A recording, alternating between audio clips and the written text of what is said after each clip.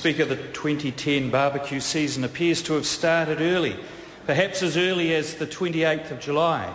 And recent revelations about our friends on the other side remind me of the ditty from that great Gilbert and Sullivan opera, The Mikado. But instead of the Lord High Executioner, we've got the Lord High Executed. And instead of Coco with Titipu, we've got Carter of Te Atatū. And he's got a little list.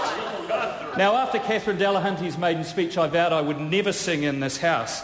But if I did, the song could go something like this. As someday it may happen that a leader must be downed, he's got a little list. 17 offenders who really must be found, he's got a little list. And I certainly agree that there'd none of them be missed, but I'm sure Mr Goff would certainly love to get his hands on it. And when Mr Carter finally does leave this place, and I don't think it'll be long, he might want to consider a new career as a game show host. Remember Jason Gunn's The Rich List? Well, Mr Carter could front a new show called The Ditch List.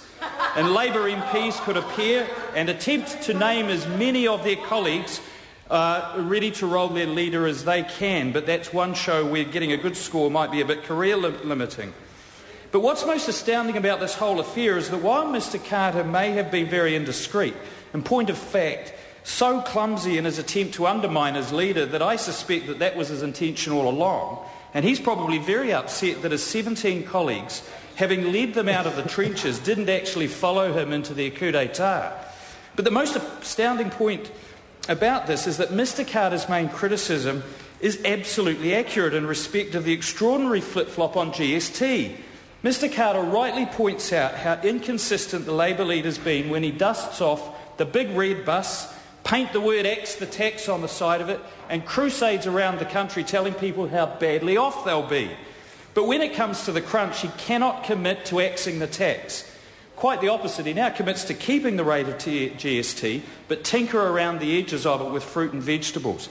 25 years of Labour defending the efficiency of GST, 25 years including Dr Cullen deriding any suggestion of differential rates of GST, and then in a desperate move proposed to tinker with the policy.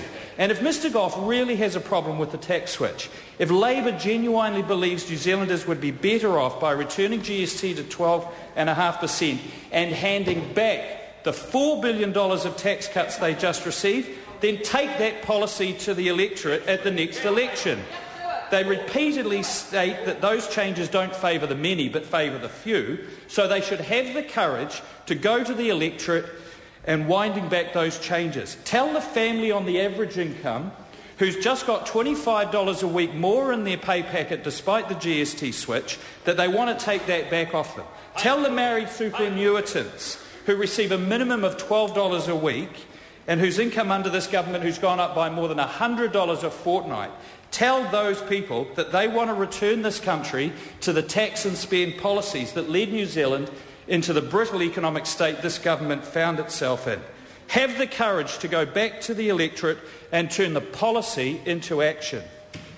Because I suspect that's what upset Mr Carter and the 17 members sitting on the other side of that House the most. Talk big, but don't follow through.